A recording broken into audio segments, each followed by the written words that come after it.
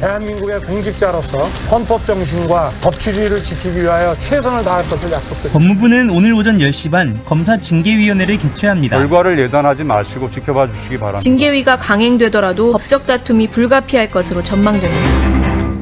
예, 오늘 중요한 뉴스인데 왜 이걸 뉴스연구소에서 안 다루나 하셨을 거예요. 바로 오늘 윤석열 총장 징계위원회가 열리는 날입니다. 큰 뉴스죠. 그래서 따로 떼서 연구를 하려고 저희가 CBS 보도국 법조팀장을 스튜디오에 초대했습니다. 김중호 법조팀장 어서 오세요. 네, 안녕하십니까. 자, 이제 한 3시간쯤 뒤면은 열리는 건가요? 네, 그렇습니다. 열리긴 열립니까? 지금 그 전에 먼저 한 가지 말씀드리고 싶은 게 있는데요. 네. 오늘 이 징계에 관련된 사안에서 확실한 건 딱 한 가지밖에 없습니다. 뭐요? 아무것도 확실한 게 없다는 겁니다. 그 말씀은 고비고비 다 변수가 엄청나게 많다 이 말씀이신 거예요? 그렇습니다. 사실 그러니까 첫 질문부터가 그렇잖아요. 열리긴 열리느냐. 예. 거기서부터 사실 보면 여러 가지 변수들이 함축되어 있는 것이죠. 열리긴 열려요. 근데 어떻게 보세요, 정말? 일단은 열릴 가능성이 높아 보입니다. 예. 왜냐하면 이제 어저께 변호인 측에서 또 기일을 변경하자 이렇게 지적을 했어요. 이유인즉슨 뭐냐면 추미애 장관이 10일 날 열자라고 기일을 지정을 했는데 네. 아시다시피 추미애 장관 자체가 징계 청구권자에서 지금 징계위원장에서 제척된 상태거든요. 위원장은 아니죠. 예, 근데 근데 규정상으로 보면 기일은 위원장이 지정을 해야 된다. 근데 위원장이 아닌 추미애 장관이 지정을 했으니 이거는 타당하지 않다. 이렇게 주장을 했는데 여기에 대해서 법무부는 이게 심리에 관여할 수 없다는 것이지 이런 기일 지정은 절차를 진행하는 데는 문제가 없다라는 법 해석을 내놨습니다. 그래서 이제 열릴 가능성이 높다. 결국 이렇게 반박을 했다는 거는 그런 의미겠죠. 예. 그렇죠. 두 번째 궁금한 거. 윤석열 총장은 출석을 합니까? 지금 현재까지로 봐서는 나오지 않을 가능성이 커 보입니다. 이것도 역시 변수는 있어요? 그렇습니다. 왜냐하면 일단 윤 총장 같은 경우 윤 총장 측에서는 지금 지속적으로 이 징계의 자체가 절차적으로 매우 많은 문제점이 있다 이렇게 지적을 하고 있거든요. 네네. 이것을 부각시키고 있기 때문에 한마디로 윤 총장 자신이 이 징계위에 참여한다는 것은 지금까지 자기 주장했던 것과 달리 이 징계위의 어떤 개최의 정당성을 인정한 것으로 비춰질 수 있다. 그렇기 때문에 참여를 안 할 것이다라는 그런 전망이 많이 나오고 있습니다만 CBS 법조팀이 확인한 바로는 이것조차도 네. 아직 고민 중이다. 마지막 고민은 남겨두고 있다. 네. 여지를 좀 열어두고 사실 있다. 오늘 오전까지도 오늘 오전쯤에 아마 확정된 입장을 내놓는다고 하는데 네네. 제 생각에는 아마 징계위 개최 시간 한 30분 전까지도 고민하지 않을까 그런 생각이 듭니다. 어떤 게 더 유리할까 불리할까를. 자, 세 번째 궁금증. 징계위원회 명단을 사전에 공개하라라는 게 윤석열 총장 측 주장 아니었습니까? 그래야지 누구가 기피 대상인지 아닌지를 우리가 방어권 보장받는 것이다 했는데 결국 명단 공개는 안 된 거죠. 그렇습니다. 법무부의 논리는 이렇습니다. 검사징계법에서는 징계위의 공정성 보장을 위해 징계위원 명단을 공개하지 않도록 규정하고 있다. 이 구문을 들어서 이제 그 징계위원 명단을 공개할 수 없다. 비공개가 법령에 따른 거다. 예. 법이다. 그렇게 지금 주장을 하고 있거든요. 반면에 이제 윤 총장 측에서는 네. 징계위원 명단을 일반 대중들에게 공개하지 말라는 것이지 이 규정이 대상자인 징계 혐의자, 징계 대상자에게도 알려주지 말라. 이런 규정이 아니다. 이렇게 이제 맞서고 있는 것이죠. 그러니까 같은 법을 놓고 지금 해석이 다른 거예요. 그렇습니다. 그러니까 뭐 윤 총장 측에서는 방어권 보장을 하기 위해서는 과연 우리에게 공정한 사람으로부터 우리가 판단을 받는 것인지 알 권리가 있다. 뭐 이런 주장이 되겠습니다. 근데 어쨌든 징계위원 명단 공개 안 된 거죠. 그렇습니다. 안 된 거죠. 그러면 결국 현장에서 얼굴 보고 기피 신청을 할지 말지를 결정하게 될 텐데 어떻게 보십니까? 예, 그렇지만 뭐 지금 그 전에 먼저 봐야 될 게 이제 징계위 구성을 좀 봐야 될 텐데요. 예. 현재로는 뭐 얼마 전에 이제 임명이 됐었죠. 이용구 법무부 차관과 검사위원 2명, 또 외부위원 3명에 예비위원으로 1명 등 7명으로 구성될 것으로 보입니다. 네. 근데 역시 기피 대상은 굉장히 유동적이긴 합니다만 가장 확률이 큰 거는 이미 이용구 차관에 대해서는 기피 신청을 한 상태고요. 이미 했어요. 이제 알려진 인물이니까. 예. 검사위원 2명이 아마 기피 신청의 대상이 되지 않겠느냐. 검사위원 2명은 누가 간다고 하는지 기자들은 좀 아는 게 있어요? 이것도 역시 굉장히 철저한 보완을 지키고 있기 때문에 확정적으로 알려지지는 않습니다만 추정은 해볼 수 있겠죠. 왜냐하면 이쪽 지금 현재 검찰이 돌아가고 있는 상황에 대해서 관심이 있으신 분들은 아시겠지만 대다수의 검사들이 현재 윤석열 총장의 징계 방침에 대해서 반발하는 상태 아닙니까? 네네. 그러면 아무래도 반발을 하지 않은 검사들이 이 징계에 참여할 가능성이 높아 보이는데 네. 뭐 그런 분들은 뭐 예를 들어서 추미애 장관 쪽과 좀 뜻을 같이 한다고 보이는 검사분들이 몇 명 있죠. 네. 검사장급들로요. 그런 사람들이 아마 대상이 될 것으로 이렇게 좀 추정이 나오고 있습니다. 그렇게 나오면 기피 신청이라는 게 근데 그냥 기분 나빠 이렇게 살 수 있는 게 아니잖아요. 무슨 그렇습니다. 근거가 있어야 되는 거잖아요. 그렇습니다. 이 사건 이 징계 과정에 뭔가 관련이 돼 있다라든지 이런 게 있어야 될 텐데. 그러니까 또 대부분 또 그렇게 지금 뭐 가장 대표적인 인물이 뭐 심재철 국장. 심재철 법무부 국장이 되겠는데요.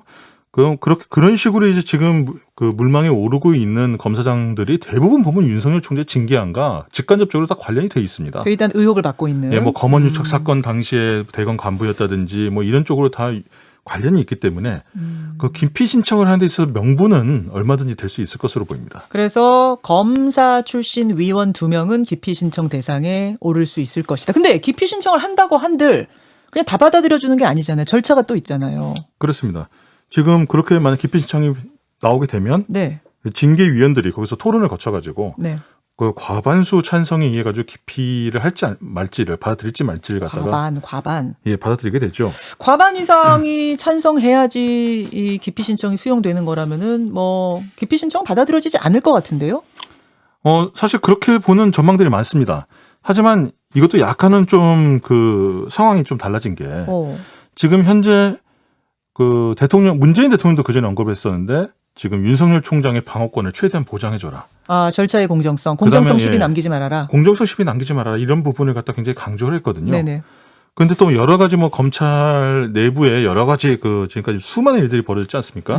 그런 것 때문에 사실 뭐 내외부적으로 어느 정도 지금 검찰 내부가 양쪽으로 지금 분열돼 있다는 상황을 아는 상황이기 때문에 이 상황에 있어가지고 지금 윤석열 총장 측에서 예를 들어가지고 뭐 3명이든 4명이든 간에 이 기피 신청을 했었을 때 모두 다 그걸 갖다가 기각하기에는 부담이 되는 게 아니냐. 예.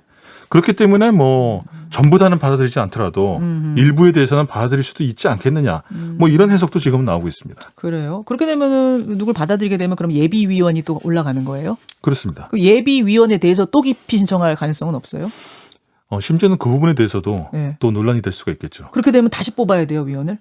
뭐 그러니까 그 부분도 거기에 대해서 아마 굉장히 논쟁이 벌어질 것으로 보입니다.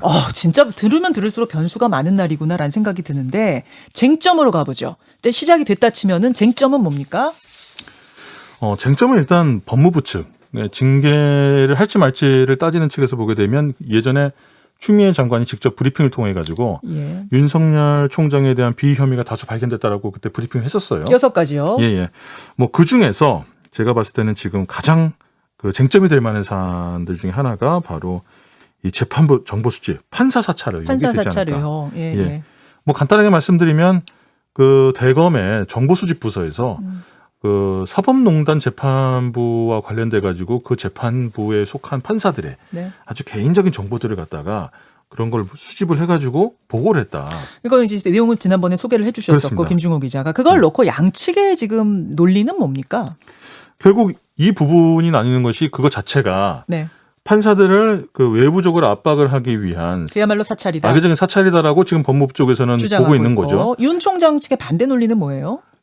굉장히 이 부분에 대해서는 해외 어디를 보더라도 이런 식의 그 자신들이 수집한 그 정보들이 특별한 정보가 아니다. 뭐 일반적인 인터넷 검색이나 이런 걸 통해서 수집할 수 있는 것이고 이런 관행들은 뭐 일본이나 미국이나 뭐 유럽 다른 나라 이 법조에서도 얼마든지 이렇게 용인되는 수준이기 때문에 한마디로 기소 유지를 위한 활동이었다. 전략적 차원의 그런 정보 수집이었다는 것이죠. 그렇게 지금 주장이 맞부딪히고 있고 이 부분이 가장 쟁점이 될 거라는 이야기입니다.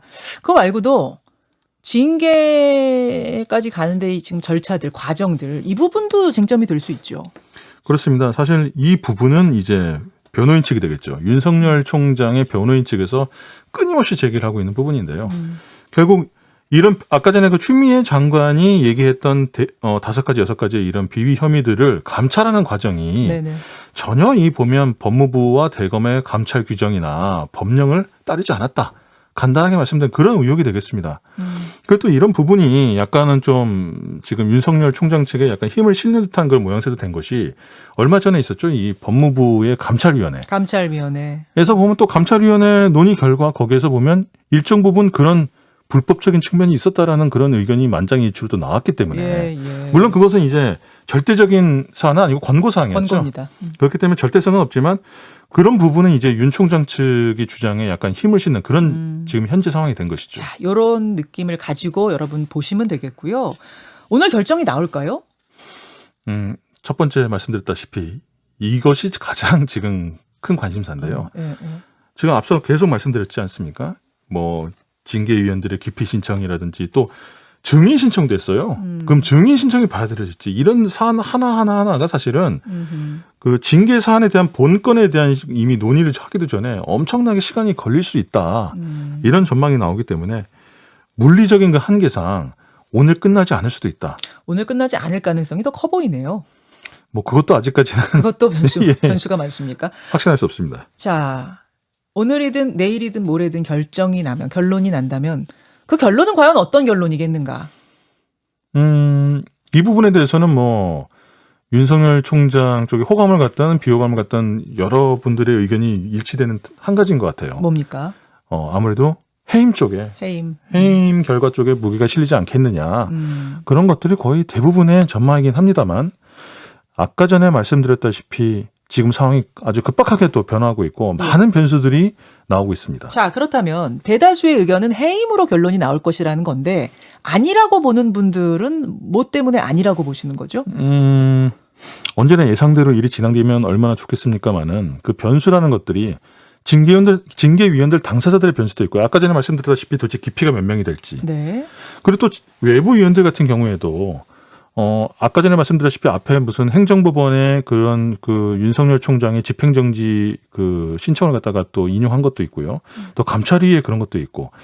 그냥 뭔가 그 우리가 생각하고 있는 그 시나리오대로 결론을 내리기에는 굉장히 좀 부담스러운 상황인 것도 사실이고 또 여러 가지 고민해야 될 많은 변수들이 많이 생겼단 말입니다. 네. 그럼 이 논의하는 과정 중에서 예. 어떠한 결론이 나오게 될지를 지금 예단하기는 쉽지 않다. 쉽지 않은 상황이다. 그런데 대다수가 해임이다라고 하는 이유는 해임일 거라고 보는 이유는 어차피 추미애 장관이 지목한 위원들이 거기 가 있기 때문에 그럴 것이다라고 생각들 하시는 거예요? 그런 정치적인 이유가 가장 크겠죠. 아하. 예. 아니라고 보시는 분들은 외부 위원 3명의 고민이 깊을 거다 또 이렇게 보는 거고. 그러니까 사실상 답은 정해져 있다고 보는 쪽이 많습니다만 변수가 있다고 보는 쪽도 굉장히 좀 지금 만만치 않다. 아마 이 정도 상황으로 보시면 될 것 같습니다. 자, 그 이야기를 하는 중에 속보가 하나 들어왔습니다. 윤석열 총장이 오늘 검사징계위, 오늘 징계위에 불출석하겠다고 입장을 밝혔답니다.